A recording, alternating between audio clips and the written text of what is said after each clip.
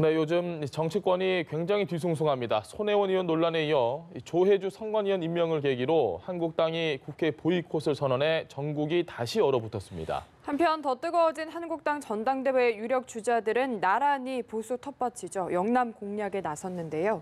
오늘의 정치권 이슈는 차재원 부산 가톨릭대 교수, 이경수 전 새누리당 부대변인과 함께 짚어보겠습니다. 안녕하십니까? 네, 안녕하십니까? 안녕하십니까?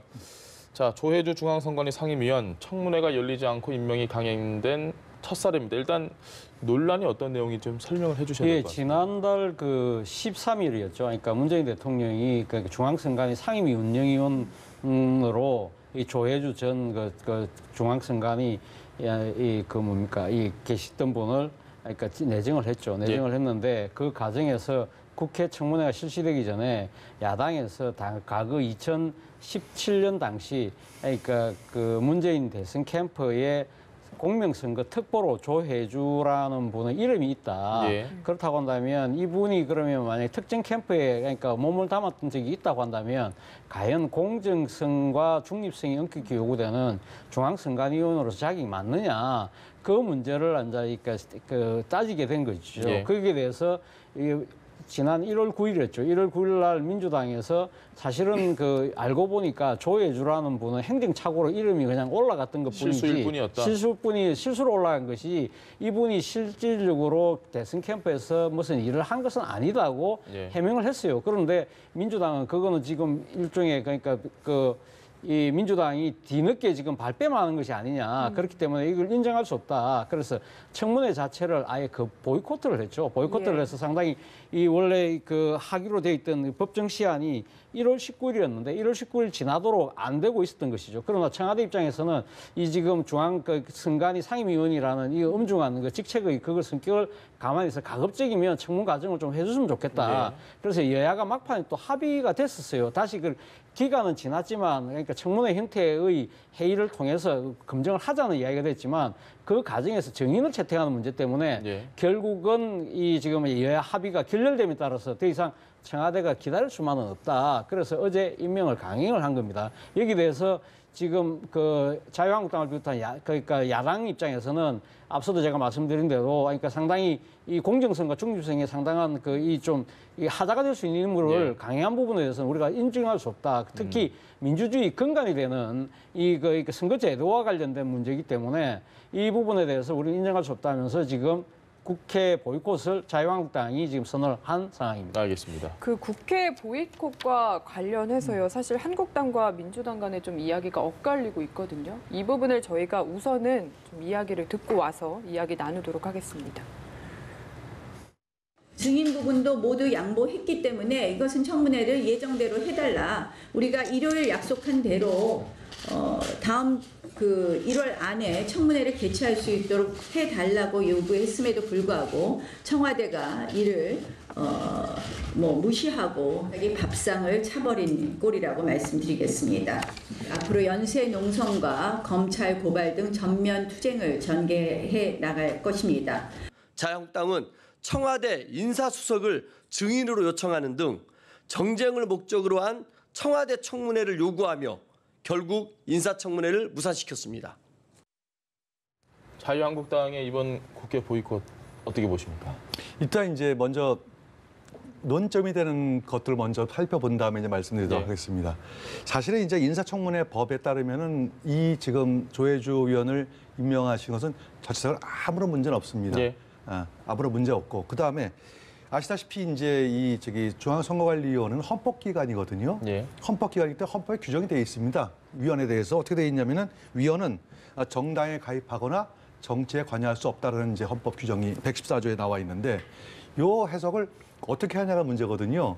그러니까 예를 들어 가지고 현재 임명되어 있는 선거관리위원이 정당에 가입하거나 정치에 관여할 수 없다는 조항인지 아니면 그 전부터 그런 사람을 해서는 안 된다는 조항인지 이 부분은 좀 해석에 좀 여지가 있어요. 그러나 보통의 이제 상식적인 면에서 볼 때는 과거에 위원이 되기 이전의 활동이 문제가 돼서 중앙선거관리위원으로 임명할 수 없다라고 보기에는 좀 협소하다. 다시 말해서 이제 가능하다고 이제 보여주는 게 아마 법조계의 전반적인 이해인 것 같아요. 문제는 차 교수님 말씀하시듯이 중앙선거관리위원회는 선거의 공정성 확보할 수 있는 최후의 보루기관이거든요. 예. 그렇기 때문에 대부분의 임명도 어떻게 보면은 대통령이 3인을 지명하고 대법원장이 3인을 지명하고 국회 3인을 추천하거든요. 근데 이 부분도 대부분이 보면은 어떤 정치의 역대로 모든 선거관리위원이 어떤 형태든지 정당이나 정책 관여한 분이 없어요. 대부분이 이제 법률가 출신들을 추천하는 게 상례입니다. 중립적인 분. 예, 예. 그런데 유일하게 조혜주 의원이 문제가 되는데, 자, 이제 그 민주당의 해명이 그렇거든요.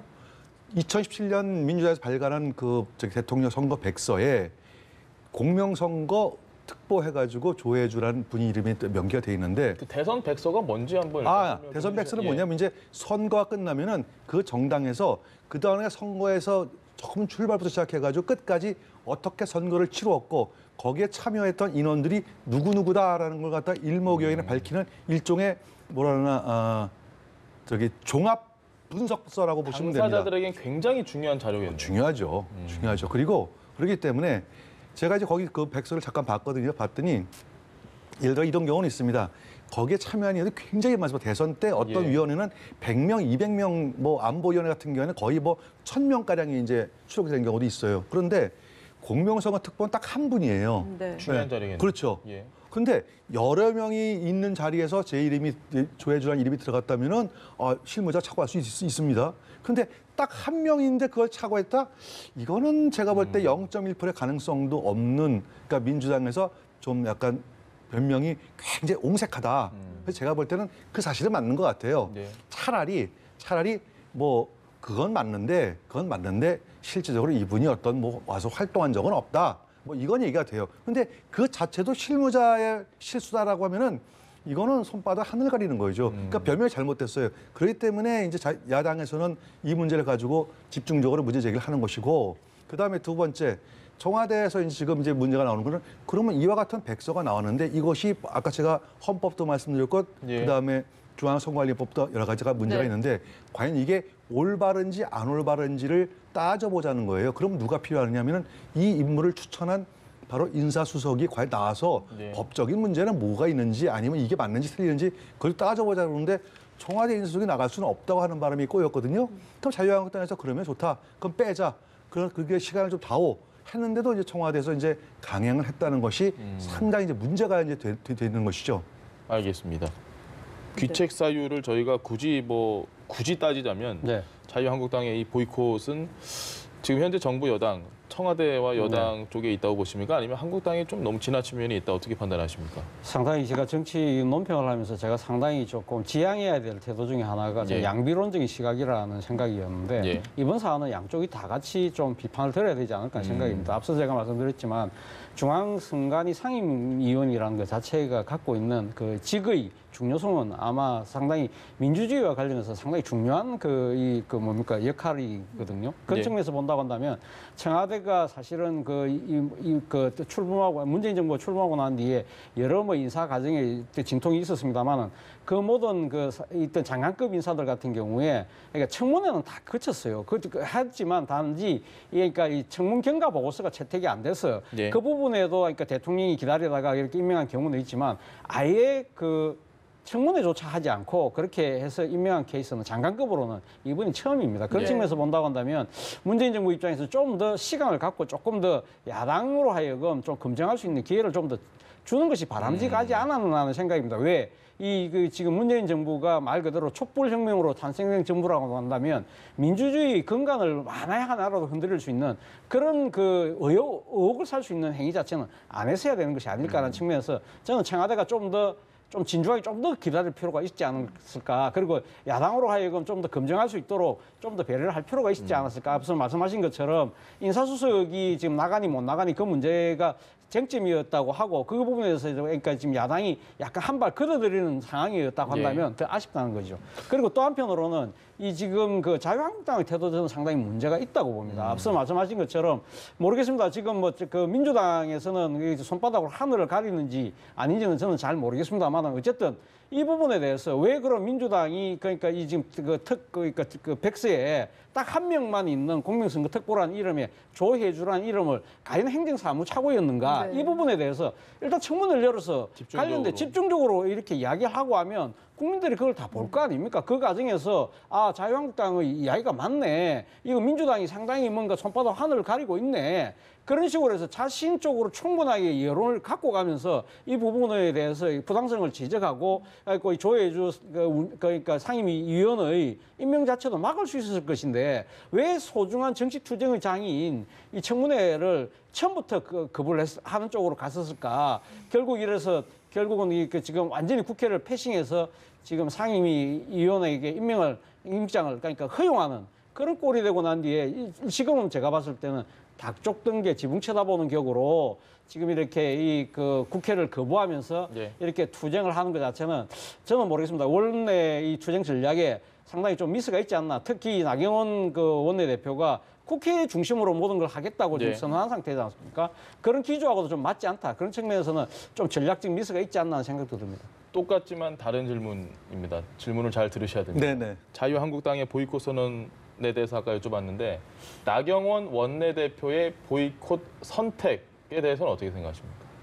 물론 이제 뭐 저도 이제 같은 최 교수님과 같은 의견이에요. 보이콧 자체를 하는 건 문제가 있습니다. 왜냐하면은 투쟁을 하더라도 원내 투쟁을 하는 것이 민주주의 정신 아니겠습니까? 그 대의 제도니까. 다만 현 상태에서 과연 야당으로서 할 수 있는 것들이 과연 어떤 것이 있을까 하는 것들 먼저 볼 필요가 있고 굉장히 제한적이거든요. 그래서 이제 뭐 문희상 의장님께서 그런 말씀하셨더군요. 뭐 예를 들어 가지고 자유한국당에서 이번 사태를 보고 끝나고 난 다음에 뭐 5시간 반 정도 릴레이 단식도 하겠다. 뭐 2월 국회도 뭐 보이콧하겠다라고 하는 것 같아서 얻을 것도 없고 아주 잘못된 전략이었는데 그러면은 저 거꾸로 그럼 의장님께서 생각하시는 게 얻을 게 뭐냐, 어떤 방법을 해야 되느냐라고 저 거꾸로 묻고 싶어요. 사실은 야당 입장에서 굉장히 어떤 상황에 대해서는 그 투쟁 방법이 제한적일 수밖에 없다. 국민들한테 설득을 해야 되는데 과연 청문회 그 자체만 가지고 국민들을 충분하게 설득을 할 수 있는 방법 효과가 큰지 아니면은 이렇게 그러니까 장외 투쟁이라도 해서 국민들에게 어떤 야당의 주장 그다음에 지금 여당에서 하고 있는 이런 문제점들을 부각시킬 수 있는 건지 이 부분에 대해서는 자유한국당의 전략이기 때문에 제가 볼 때는 일정 부분은 이해도 간다 그런 말씀드리겠습니다. 알겠습니다. 근데 지금 조혜주 임명 강행을 똑같이 비판하는 바른미래당 같은 경우에도 싸워도 국회 안에서 싸워야 한다 이렇게 이야기를 하고 있거든요. 그리고 한국당이 사실 정개특위 일정까지 보이콧을 했습니다. 이거는 선거제 논의를 이거 삼아서 좀 밀어보겠다는 의도도 있어 보이는데요. 그래서 정의당 일각에서는 뭐 일종의 그러니까 자유한국당이 지금 침대 축구를 하려고 하는 것이 아니냐 뭐 그런 이야기를 하더라고요. 그러니까 지금 그 민주당에서는 연동형 비례대표제 권역별로 하고 상당히 조금 부분적인 연동형 비례대표제 안을 내놨지 않습니까? 그리고 또 국회의원 정수를 300명으로 하되 그러니까 지금 지역구와 비례대표 2대1로 하고 뭐 그런 식으로 나름대로는 자치안을 내놓은 상황이고 그리고 또 지금 그 자유한국당을 제외한 나머지 또 야당들 입장에서도 또 이 지금 연동형 비례대표 안을 내놓은 상태인데 자유한국당만 지금 못 내놓고 있는 거거든요. 그런 상황에서 이 사건이 딱 불거지니까 결국은 자유한국당은 울고 싶은데 빵 맞은 것처럼 이걸 핑계로 해서 지금 국회를 거부하는 것이 이걸 과연 본 뜻이 조혜주 이 선관위 상임위원회에 대한 임명 때문에 대한 그러니까 일종의 거부냐 아니면 지금 자신들에게 상당히 곤란한 이 지금 선거 제도의 연동형 비례대표제를 막기 위해서 일종의 그렇다고 해서 상당히 좀 나름대로 명분이 있는 이 부분에 대해서 그리고 특히 지난번 그 5당의 그 원내대표가 합의를 했지 않습니까? 1월 내에 어떤 식으로든 이 부분에 대해서 결론을 내기로 한 부분에 대해서 공식하다 나머지 이렇게 하는 것이 아니냐 핑계거리를 대고 있는 것이 아니냐는 그러한 비판이 나오고 있는 거거든요. 그 부분에 대해서는 저는 모르겠습니다. 자유한국당 입장에서 어떻게 설명할지 모르겠지만 지금 당장으로서는 아마 그런 측면에서의 비판도 상당히 좀 저는 나름대로 일리가 있지 않나 생각도 듭니다. 근데 이제 자유한국당 입장은 이제 이런 것 같아요. 연동형 비례대표제는 사실은 핵심이 현재 300명 정원을 유지한다는 차원이라면 아마 국민들 동의하실 거예요. 근데 이거를 하기 위해서는 반드시 불가피하게 의원 정수가 늘어나는 게 불가피하거든요. 여기에 대해서 국민적 비판은 뭐 거의 뭐 절대적입니다. 그런 차원에서 볼 때 자유한국당 입장에서 볼 때는 국민들의 입장을 보면은 의원 정수를 늘리지 말아야 되고 결국 연동형 비례대표제를 포기를 해야 되는데 사실은 야당 공조라고 하는 차원에서 이걸 또 전혀 무시할 수가 없거든요. 그러니까 입장이 애매하기 때문에 이렇게 좀 약간 딜레이 시키는 것이지 어떤 뭐 조혜주 선관위원장 이 문제가 하나의 뭐 빌미가 될 수도 있겠지만 이것 때문에 그런 건 아니다. 국민들 때문에 그렇다는 말씀을 드리겠습니다. 알겠습니다. 주제를 좀 바꿔보겠습니다. 손혜원 의원과 관련해서요. 아마 정치에 관심 많으신 시청자분들은 이 부분 궁금할 수 있을 것 같습니다. 박지원 의원이 지난 주말에도 손혜원과 굉장히 각을 세웠는데 이번 주에는 조금 입장이 바뀌는 것 같습니다. 오늘도 뭐 입장 바뀐 건 아닌데 제발 좀 그만 엮어라. 왜 그렇다고 보십니까? 본인의 말은 이유가 아닙니까? 정치적 논쟁에 상당히 그러니까 이 손혜원 의원과 엮기가 싫다, 섞기가 싫다. 뭐 아마 그런 이야기를 하는 것 같은데요. 본인 스스로 그럼에도 불구하고 본인은 지금 뭐 검찰에 부르면 가겠다. 그리고 자식씨는 뭐 한점 떳떳하다는 이야기를 계속적으로 하고 있는데 모르겠습니다. 뭐 박지원 의원이 이렇게 지금 약간의 태도가 약간 조금 또다시 바뀌는 듯한 모습에 대해서 많은 사람들이 의아해하는데 이와 관련해서 또 이제 민주당 일각에서는 그런 이야기도 나와요. 손혜원 의원이 이번에 그 목포 구도심의 문화재 거리 등록과 있는 부분들에 대해서 상당히 목포에서는 그래도 좀 약간 좀 환영하는 여론도 있다는 거죠. 목포 민심이 좀 있나 보네요. 목포 민심이 상당히 좀 엇갈리는 측면이 있다. 그런 측면에서 보면 이 지금 그 목포에 지역구를 두고 있는 박지원 의원 입장에서는 마냥 지금 손혜원 의원만 비판하기도 좀 애매한 상황이 아닐까라는 해석도 나오는데 모르겠습니다. 박지원 의원이 말씀대로 뭐 지금 상당히 이 정치적으로 상당히 이제 그러니까 어느 정도 시비는 드러난 상황인데 이 상황에서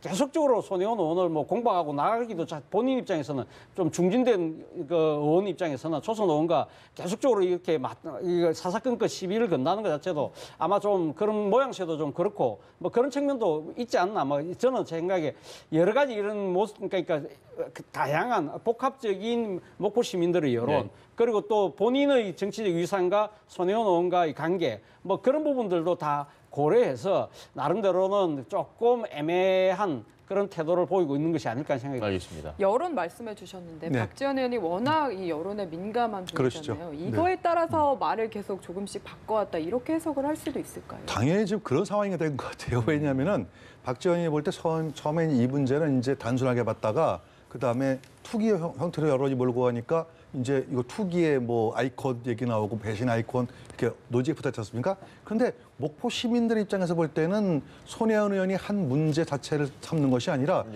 어쨌든 이 결과가 볼 때 목포의 어떤 관심을 이끌었고 그 다음에 근대문화재 지정도 받았고 이거 어쨌든 목포의 발전을 위한 것이 아니냐라는 그런 이익이 들 수밖에 없지 않습니까? 근데 막상 박지원 의원 입장에서 볼 때는 그럼 이 일을 누가 했냐면 자기가 해야 돼요. 자기가 지역구니까. 근데 엉뚱하게 손혜원 의원이 모든 공으로 들어가니까 거기에 대해서 굉장히 이제 불편함을 느낄 수밖에 없는 것이죠. 다만 저는 이제 이런 생각을 합니다. 목포 시민뿐만 아니라 모두 대한민국 국민이 다 마찬가지인데 이 사건에서 본질은 뭐냐면 손혜원 의원께서 하시는 이 일련의 과정들이 이게 투기냐 아니냐. 그다음에 두 번째는 공직자윤리법상에 나오는 그 이해충돌 방지 조항과 거기에 걸리느냐 안 걸리냐 이게 중요해서 그것이 어떤 결과를 가져오든 간에 국회의원이기 때문에 이 문제를 먼저 보았으면 좋겠는데 자칫하면 이게 지역 논리 아니면 또 진영 좀 더 나가서 진영 논리 이런 쪽으로 발전되는 것은 굉장히 바람직하지 않다는 말씀드리겠습니다. 알겠습니다. 자유한국당 얘기 좀 해보시죠. 당권 경쟁이 요즘 정말 좀 재밌어지는 양상인데요. 김병준 비대위원장이 유력 주자들을 향해서 전당대회 불출마 얘기를 했는데 그 주자들은 뭐 역시 결코 물러서지 않았습니다. 저희가 준비한 이야기가 있거든요. 듣고 오시죠. 당의 분란과 어려움과 혼란에 단초를 제공하셨던 분들이나 아니면 그게 책임이 있으신 분들 또 혹은 당에 대한 기여가 확실하지 않은 분들은 저는 솔직히 출마하지 않으셨으면 합니다. 세대 간의 갈등도 이제는 극복하고 함께 앞으로 나아가야 됩니다. 계층 간의 갈등도 이제는 끌어내고 앞으로 나아가야 됩니다. 저부터 새로운 정치를 하겠습니다. 과거를 청산하는 이런 단계에서 넘어서 미래를 준비하는 새로운 자유한국당이 될 수 있도록 저의 미력을 다하겠습니다. 지금 상황 어떻게 좀 보고 계십니까? 저는 뭐 김병준 비대위원장이 일종의 정치를 그러니까 현실 정치를 오래 하지 않아서 그런지는 모르겠습니다만 과연 본인이 그러면 지금 당권에 도전하지 말라고 이야기한다고 해서 지금 상당히 큰 결심을 오랫동안 장고 끝에 이렇게 결심하고 나신 분들한테 그 말이 먹힐까라고 아마 본인 스스로 생각하지는 않았을 것 같아요. 그만큼 상당히 답답한 심정을 이야기하지 않았나 싶은데요. 제 생각에는 뭐 지금 한교안 뭐 전 총리 같은 경우 내 갈 길을 가겠다는 것이고 오세훈 뭐 전 시장도 뭐 굽힘 없이 자신의 길을 가겠다는 거 아니겠습니까?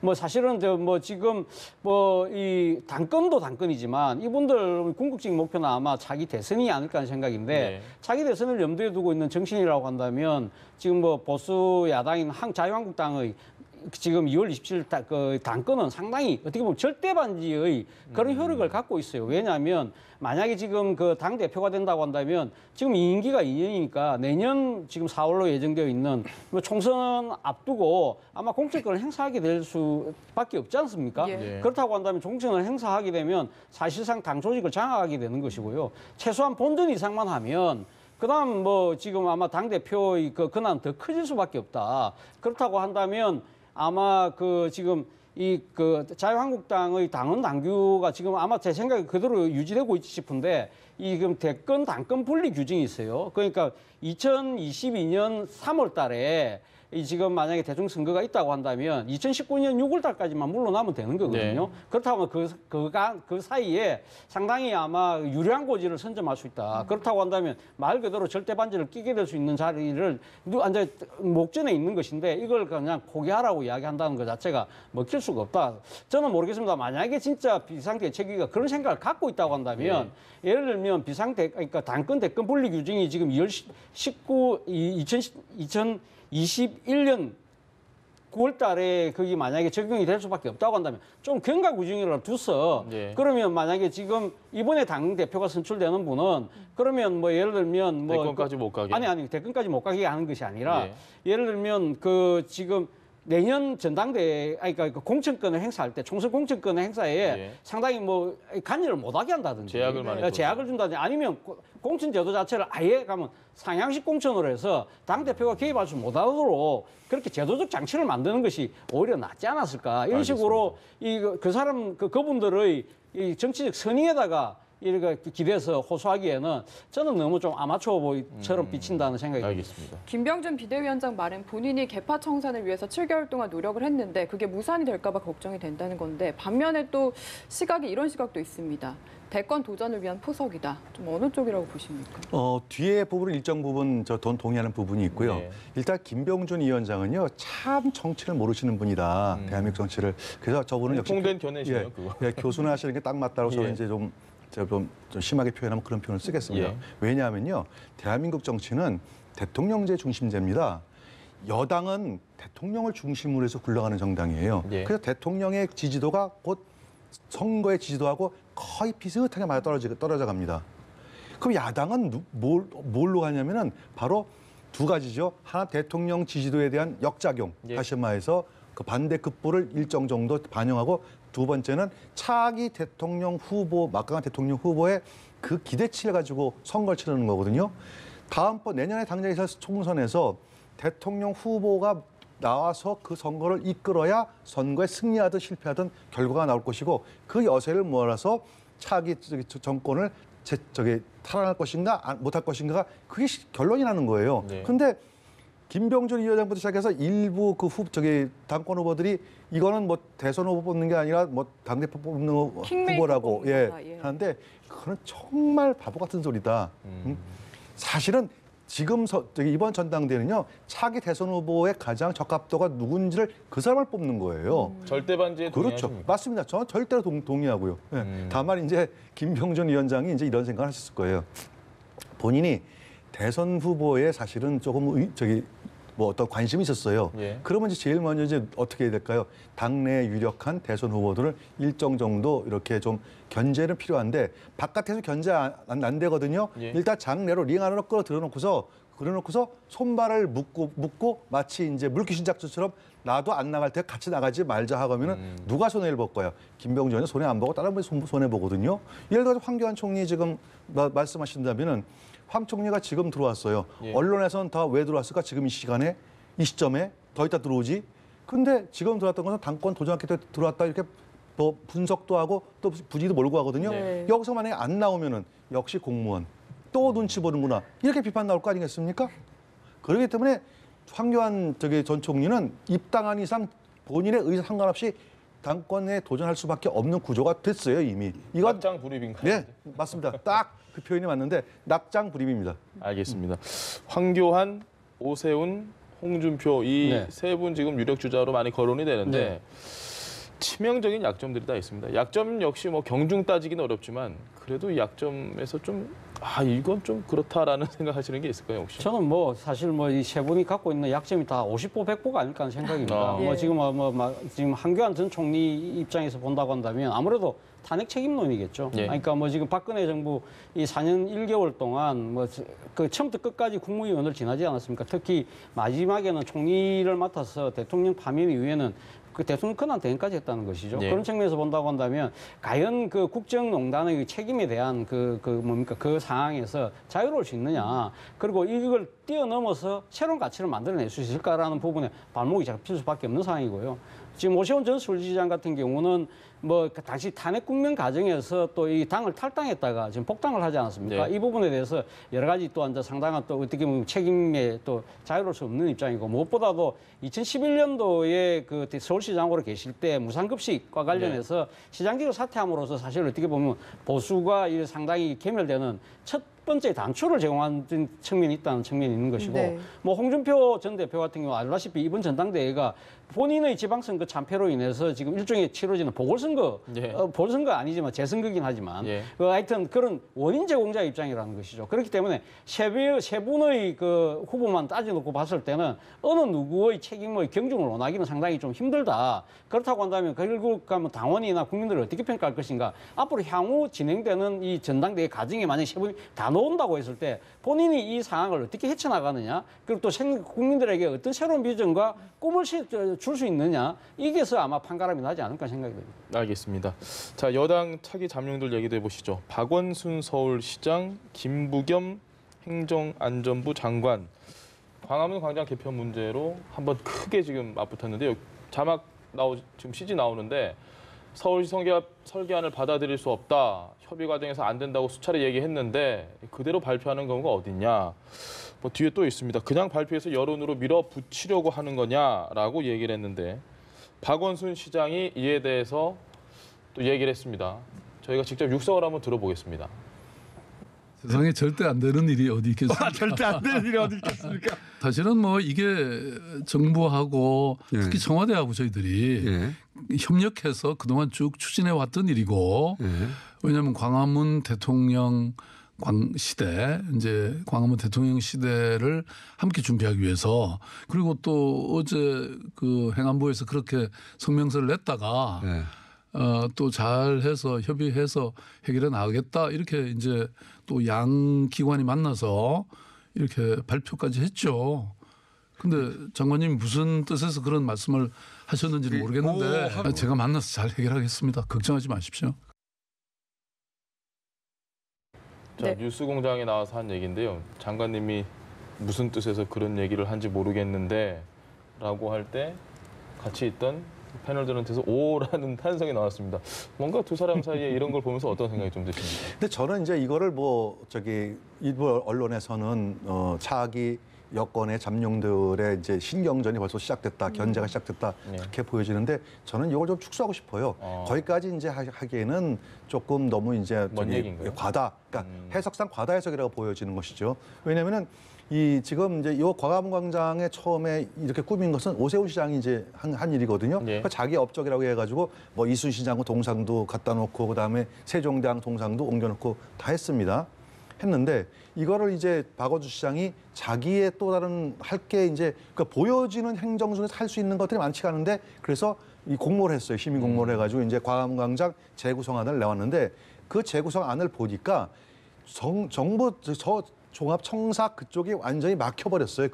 그 공모안에 보면은. 그러니까 이제 행자부 장관 입장에서 볼 때는 행안부 장관 입장에서 볼 때는 이렇게 이 안으로 채택이 될 경우에는 이 정부 종합청사가 완전히 주차장도 못 내고 그러면 기능을 잃어버린다. 그래서 이건 안 된다. 이제 이 얘기거든요. 팩트는 이거예요. 그런데 그걸 갖다가 실무자끼리 이제 협의를 하는 과정 중에서 실무자는 행자부 실무자들은 반대했다는 거예요. 예. 자기는 합의한 바가 없다. 근데 그걸 갖다 합의한 바가 없고 추후에 협상하겠다는 것만 얘기했는데 마치 합의한 것처럼 서울시가 발표를 했다. 그러니까 이제 그 김부겸 장관이 그거 아니다. 왜 이렇게 해야 되느냐. 이거 있을 수 없다. 그러니까 또 박원순 장관 인간이 하는 일이 안 되는 게 어딨냐라고 이렇게 몰고 가는 거는 네. 제가 볼 때는 대권의 잠룡이라기보다도 뭐 행정상의 문제를 갖다가 해프닝 정도 보면 제가 볼 때 그 정도 사건일 수밖에 없는데 이게 좀 과다 해석된 게 아닌가 싶습니다. 알겠습니다. 지금 내용을 정리해 주셨는데 궁금해지는 게 그러면 어쨌든 행안부와 서울시가 협의가 안 끝난 건 사실인 것 같거든요. 근데 왜 이렇게 박원순 시장이 빨리 발표를 했냐 이 부분이 궁금합니다. 오늘 뭐 박원순 시장이 라디오 인터뷰에서 하는 걸 제가 얼핏 들으니까 그러니까 이거 최종안이 아니고 그러니까 지금 이 공모를 받았다는 거 아닙니까? 그래서 공모의 당선작이고 당선작 차원에서 그냥 발표한 거다. 그래서